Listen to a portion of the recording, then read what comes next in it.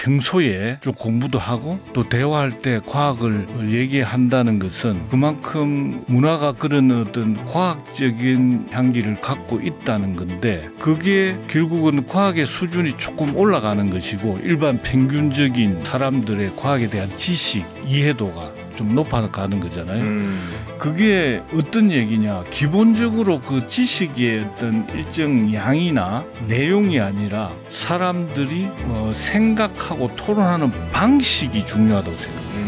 그러니까 과학적인 걸 얘기를 좀 많이 한다는 것은 논리적이고 합리적인 토론이 가능한 사회다, 이런 얘기하고 저는 같다고 봐요.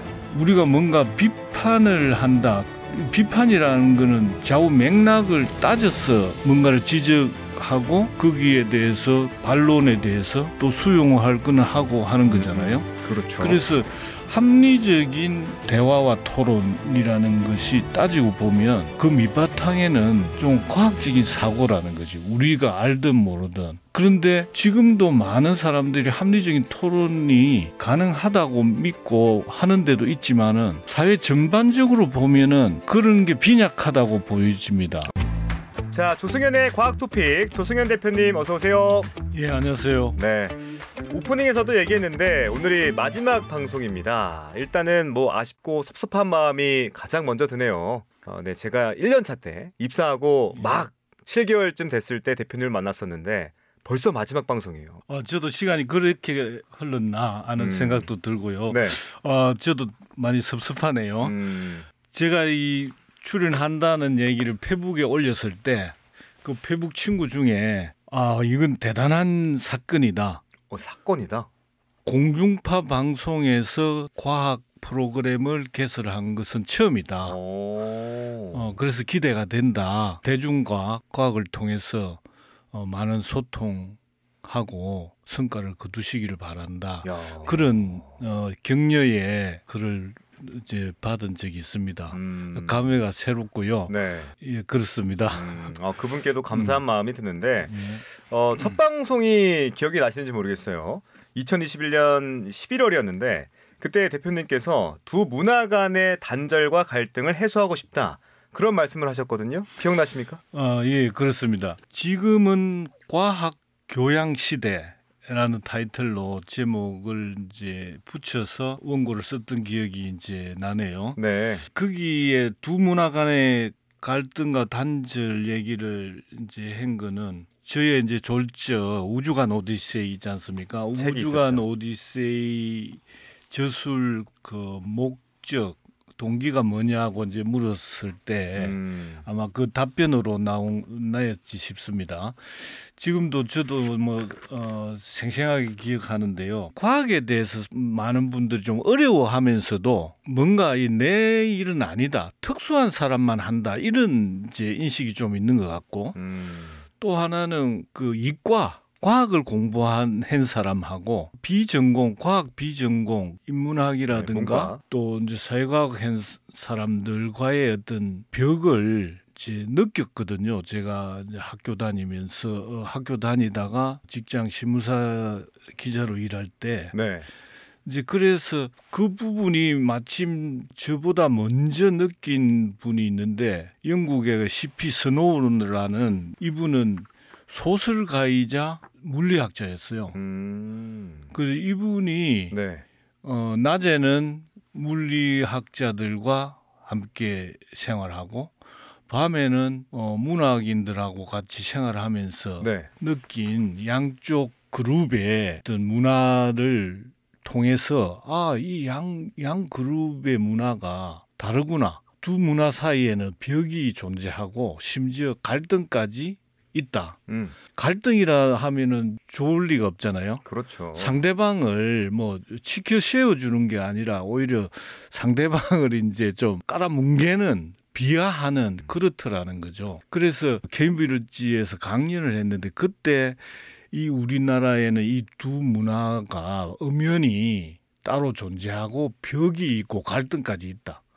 그래서 우리 어떤 세계적인, 우리 국내 문제뿐 아니라 세계적인 문제를 해결하려면은 이 두 문화 간의 소통이 돼야 되고 갈등이 해소돼야 된다.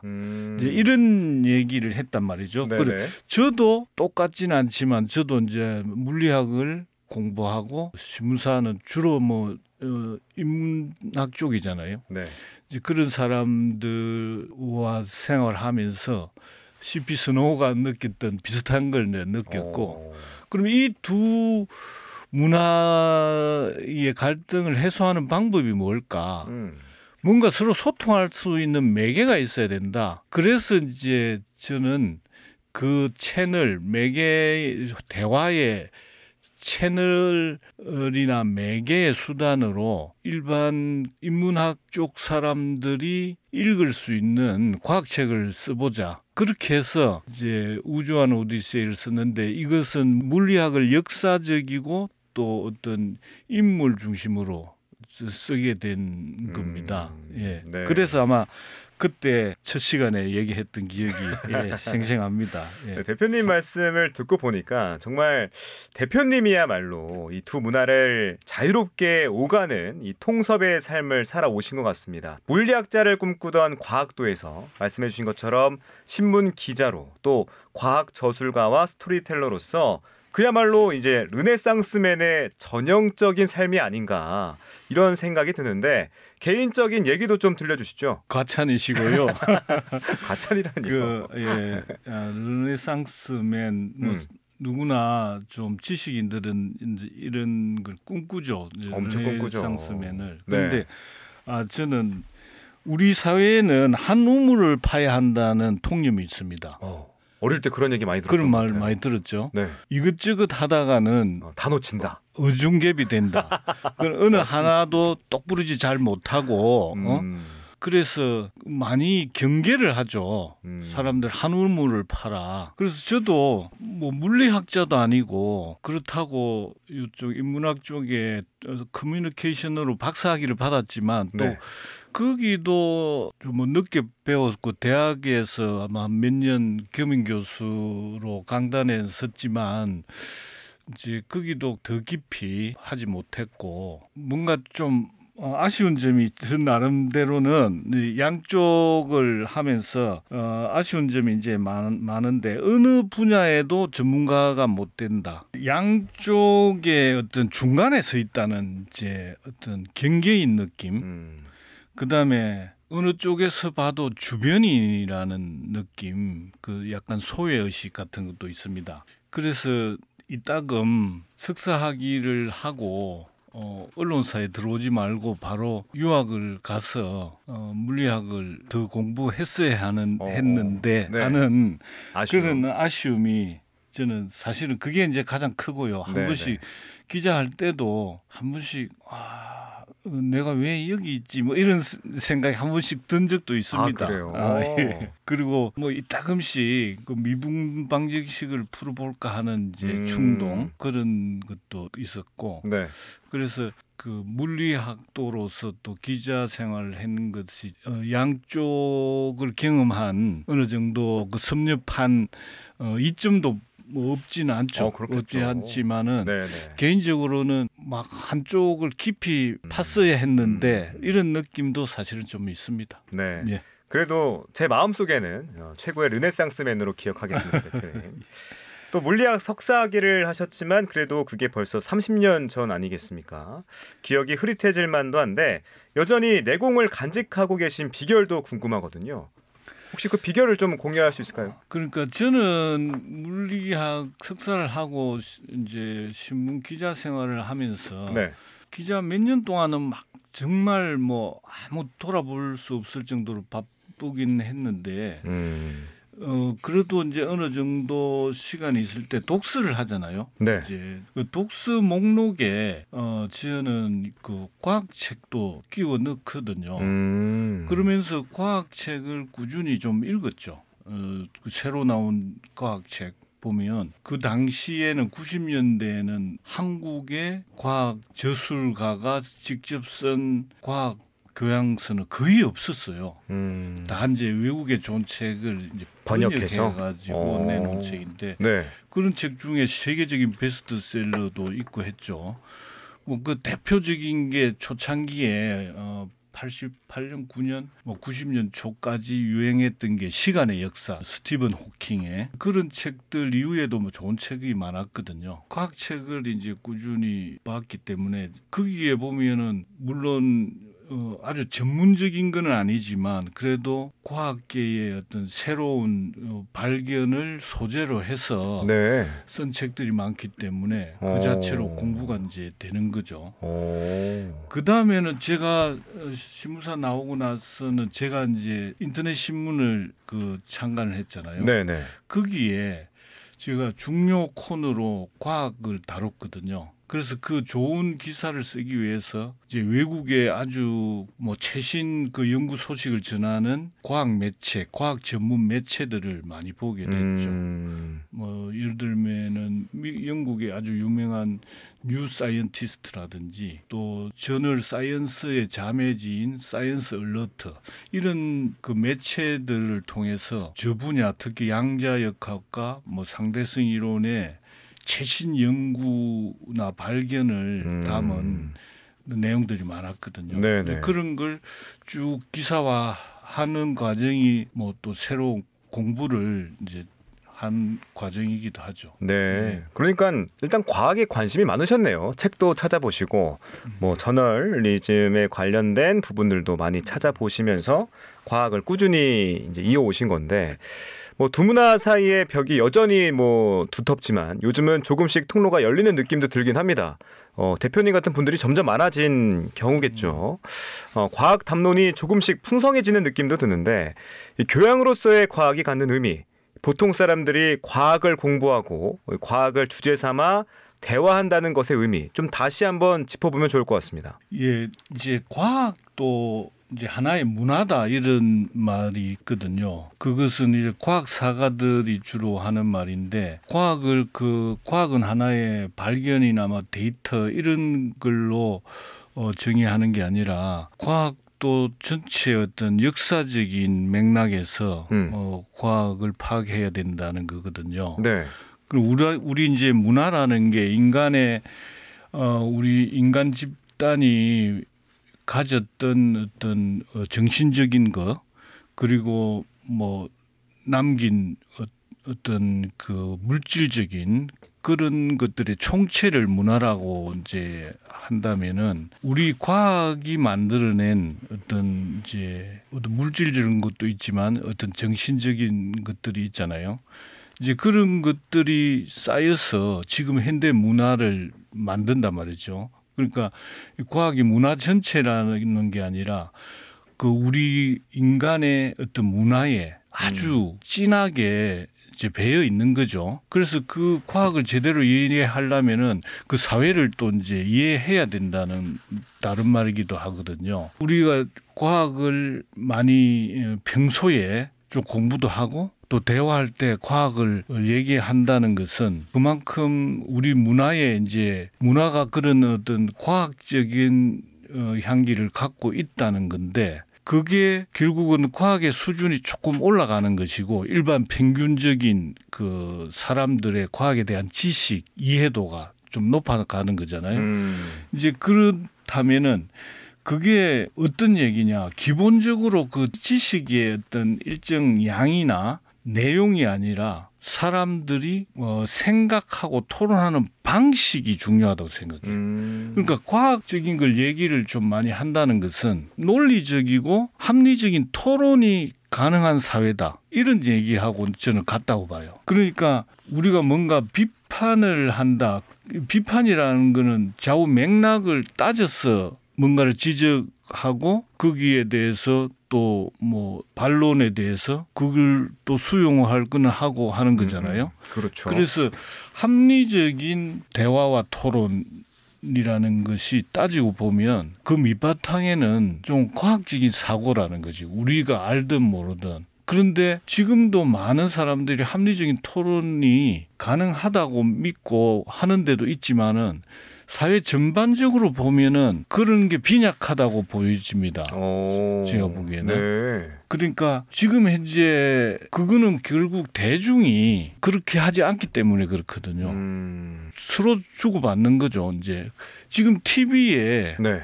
뭐 주로 정치 토론이 대부분이지만 과학적이고 합리적인 토론이 있던가요? 자기 말만 하잖아요. 네. 한쪽 두 편이 나와서 자기 두 편이 패널을 내놓고 그쪽 편 일방적인 얘기만 하고 이쪽은 듣고 있다가 또 자기 얘기만 하고 이게 서로 물고 이렇게 돌아가는 면이 없잖아요. 그냥 일방적이잖아요. 네. 그죠? 그거는 과학적인 토론이 아니죠. 합리적인 토론이 아니죠. 진정한 토론이 아닌 거죠. 그렇네요. 그거는 과학적 사고에 의한 게 아니라는 거죠. 네. 그래서 과학적인 시대에는 많은 사람들이 그런 게 불편하게 느껴지고 이거는 토론이 아니다. 이게 무슨 토론이냐. 그렇게 된다면은 과학적 사고가 있는 사람이라면 그렇게 비판하면은 그런 프로그램은 좀 살아남지 못하겠죠. 그렇죠. 예, 제가 요 한마디만 더 하면 이제 그런 어떤 우리가 과학을 네. 많이 얘기한다는 거는 네. 그런 과학적 토론이 가능한 사회라고 볼 수 있고요. 네, 네. 그래서 그다음 하나는 또 많은 전반적으로 과학적 사고, 과학적인 이해도, 그다음에 과학적인 지식, 그다음에 과학적인 마인드가 높아지면 이제 이 사회에서 일어나는 여러 그 문제들에 대해서도 네. 이해도를 가지고 처방에 대한 어떤 이해도가 높아질 거 아니에요. 그러면은 일반인의 그런 이해도가 높아지면은 세계적인 문제에 의한 해결 방안도 좀 최선의 어떤 방안이 도출될 가능성이 높다.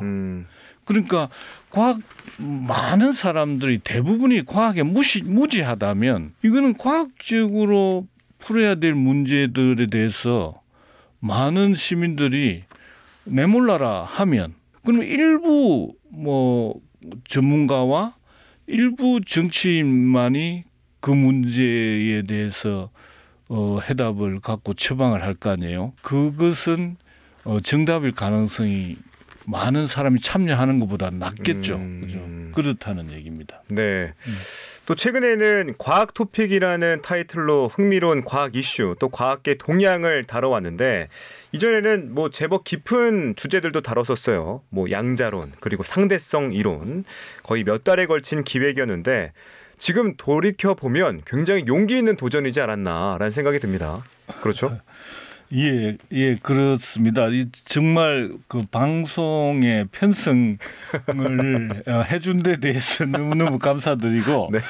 예, 저로서는 한편으로는 제 능력에 비추어 볼 때 제가 좀 무모했지 않나 하는 생각도 합니다만은. 근데 이게 우리는 라디오로 나가니까 화면이 없었잖아요. 당시에는 유튜브도 없었어서 좀 더 아쉬웠죠. 말로만 전달하다 보니까 좀 어려움이 있었던 것 같아요. 예. 생각해 보면은 이제 상대성 이론을 제가 우주관 오디세이를 쓸 때 이제 상대성 이론과 양자역학을 좀 면밀하게 나누어서 일반인들이 좀 이해하기 쉽도록 나름대로 정리를 이제 했지만 이걸 진짜 귀로만 듣는 청취자분들께 전달하는데 저 능력의 한계도 물론 있었고 참 답답하긴 했지만은 굉장히 뭔가 사명감 같은 게 일면서 이걸 좀 잘 전달해 줘야 되겠다 이런 고민했던 기억이 납니다. 네.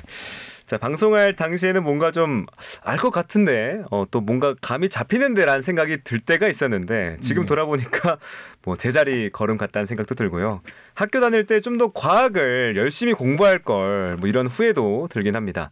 뭐 밑빠진 독에 물 붓는 느낌이랄까 이럴 때는 어떻게 해야 될지도 궁금한데 이 과학에 관심은 있는데 어디서 어떻게 시작해야 될지 이런 모르는 분들이 많거든요.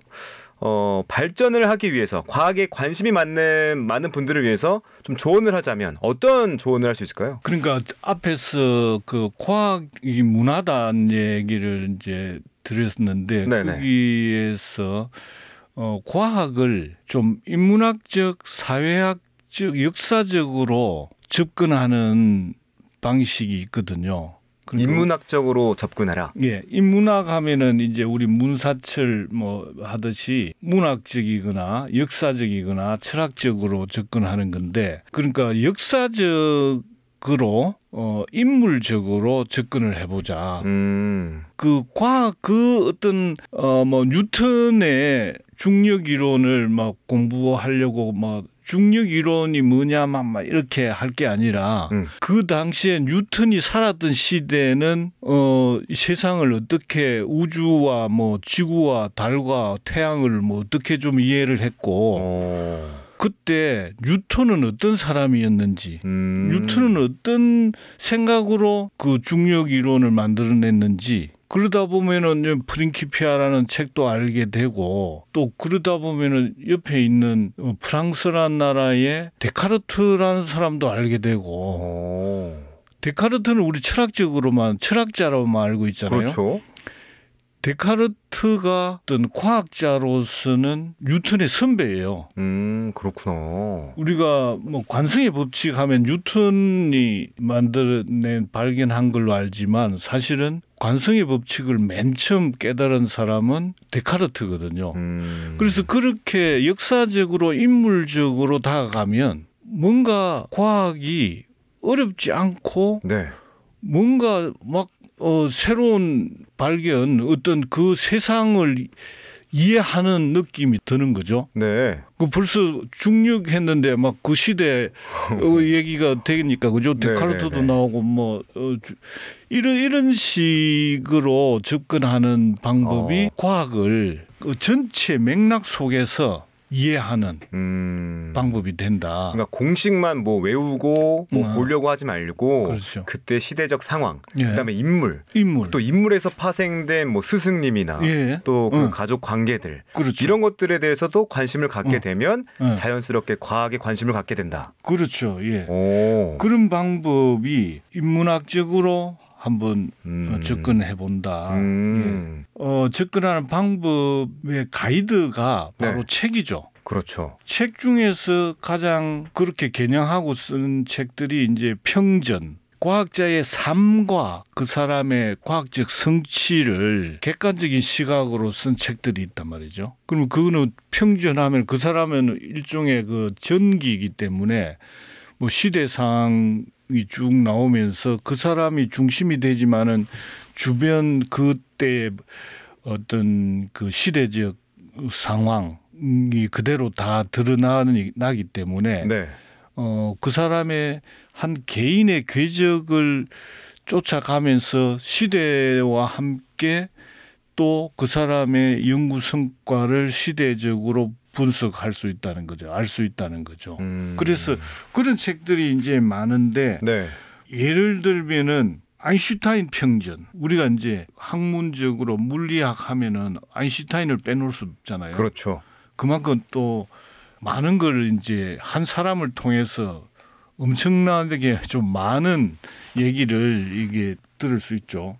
그다음에 제임스 글릭의 리차드 파이만 평전, 뭐 비운의 천재 앨런 투링, 뭐 이런 비운의 여성 물리학자 리제 마이터너, 뭐 이런 물리학자들 중에 아니면 다른 과학자들 중에 본인이 좀 관심 있는 분야의 어떤 그 과학자의 전기나 평전을 하나 선택해서 보는 거. 그걸 보다 보면 또 더 궁금한 게 생기죠. 계속 파생되겠어요. 네. 네. 그런 방법을 추천드리고 싶습니다. 자, 3년 동안 참 많은 얘기를 나눴습니다. 모든 주제를 관통해서 전하고 싶은 메시지가 있다면 이 자리를 통해서 좀 전해주시죠. 과학은 재미있는 이야기다, 소재다. 이야기 소재로 뭐 여러 가지 있잖아요. 뭐 우리 정권도 있고, 주식도 있고, 네. 부동산도 있고, 다양하죠. 자기 취미 뭐 골프를 얘기하는 사람도 있고 많죠. 네. 제가 보기에는 과학도 그 중에 재미있는 그냥 이야기거리입니다. 네. 그거는 제가 보기에는 우리가 조회수가 많이 나오는 거 보면은 네네. 뭐 블랙홀, 빅뱅 맞아요. 뭐 이런 거잖아요. 제임스 웹. 예. 이런 거 많이 나왔죠. 우주와 관련된 거죠. 맞아요. 저는 그래서 이게 우리 인간의 어떤 원초적인 호기심을 유발하는 뭔가가 있잖아요. 그 중에 과학 얘기, 특히 우주와 관련된 거 이런 거는 우리 인간의 원초적인 호기심을 자극하는 그런 소재다. 그러니까 이게 점차 사람에 따라 다를 수 있는데 분야 조금 차이가 있을 수 있는데 사람에게는 과학을 알고 싶어하는 DNA가 반드시 있다고. 그러니까 그걸 자극하는 게 이제 과학을 얘기하면은 그러니까 그 DNA를 건드리면은 같이 얘기가 되는 거죠. 그렇죠. 예. 네. 뭐 과학이 재미있는 얘기거리다라고 예. 말씀해 주시니까 표현해 주시니까 예. 조금 더 이 벽이 좀 낮아지는 느낌이 들긴 합니다. 예. 사실 제가 뭐 대표님이라고 부르고 있긴 하지만 언론계에서는 사실 선배시거든요. 앞으로 언론인으로서 또 과학 커뮤니케이터로서의 향후 계획도 여쭤보고 싶습니다. 앞으로 언론하고 과학하고 그리고 글쓰기 제가 지금 어떤 분의 평전을 쓰고 있는데 네네. 예, 그리고 많은 사람들의 이제 제가 출판사도 하고 있잖아요. 그러면서 출판하면서 이제 원고를 좀 부족한 부분을 좀 뭐 채워주기도 하고 또 젊은 친구들하고는 글쓰기 강좌도 뭐 하고 이런 일을 하는데 글쓰기 그러니까 언론 과학 글쓰기 이 세 가닥의 실을 이제 꼬면서 살아갈 것 같습니다. 앞으로 계획이 어느 두 개를 버리고 하나만 하지는 않을 것 같고 세 개를 뭐 힘 닿는 데까지 이제 그렇게 해가면서 살 거고요. 네. 그 참고로 월터 아이작슨이라는 사람이 있는데 이분이 하버드에서 문학 박사학위를 받았고 그다음에 미국의 보도 채널 CNN 있잖아요. CNN의 대표이사까지 한 분이에요.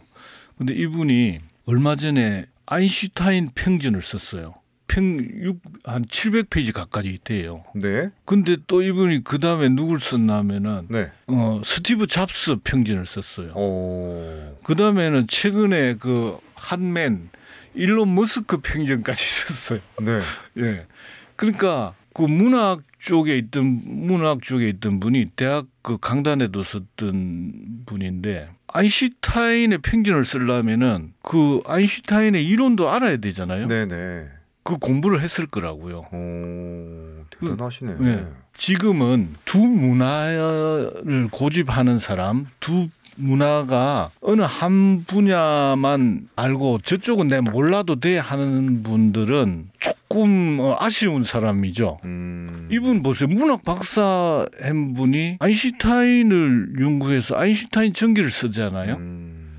이런 시대다 지금. 네. 바야흐로 지금 지식의 시대라고 보면 소설가 뭐 평생 문학만 했던 사람도 아인슈타인 같은 사람 과학계에 아주 재밌는 사람이 있으면 그 사람도 연구해서 그 사람을 쓸 수 있어야 되는 거죠. 네네. 그럼 그 지식을 전혀 모르면은 아예 못 쓰겠죠. 그죠? 네. 그래서 지금은 이런 시대다. 오. 그렇게 말하고 싶어요. 그래서 네네. 저도 이제 신문사 다닐 때 문학 기사도 쓰고 과학 기사도 쓰고 정치 기사도 쓰고 심지어 뭐 예술 기사도 쓰고 해봤죠. 네. 그러나 지금 이제 그 단순한 기사가 아니라 뭔가 좀 깊이 있는 걸 쓰려면 더 많은 지식이 좀 전문적인 지식이 필요할 거 아닙니까? 그래서 그런 그 월터 아이작슨처럼 다양한 분야에 아주 존경할 만한 분 그리고 이 사회가 기억하고 좀 널리 알아야 되는 분들을 찾아서 그런 어떤 인간에 대해서 그 스토리를 쓰고 싶다는 생각이 많이 듭니다. 네, 역시 르네상스맨 같은 이 계획을 들을 수 있어서 너무 좋았고요. 끝으로 저희 방송을 듣고 계신 애청자분들께 마무리 인사하면서 오늘 인터뷰를 마무리하겠습니다. 예, 그동안 조송현의 과학 토픽을 들어주신 청취자 여러분 감사합니다. 그동안의 상대성 이론, 양자역학, 블랙홀, 빅뱅, 제임스 웹 망원경 걸 주제로 많이 이제 소개해 드렸는데 여러분들께서 갑자기 그런 용어들이 한 번씩 생각난다면은 그리고 그런 과학 용어들과 조금이라도 친해졌으면은 더 이상 바랄 게 없겠습니다. 앞으로도 일상생활에 과학 이슈에 조금 더 관심을 가진다면 삶이 조금 더 풍요로워지지 않을까 생각합니다. 감사합니다. 네.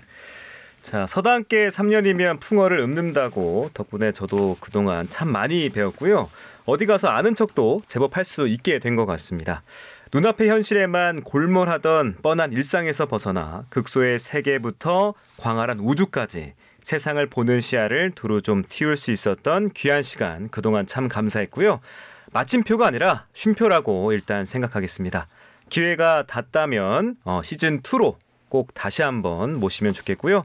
지금까지 고생 정말 많이 하셨습니다. 자, 조성현의 과학토픽 웹진 인저리 타임에 조성현 대표와 함께했습니다. 대표님 오늘 말씀 고맙습니다. 예, 감사합니다.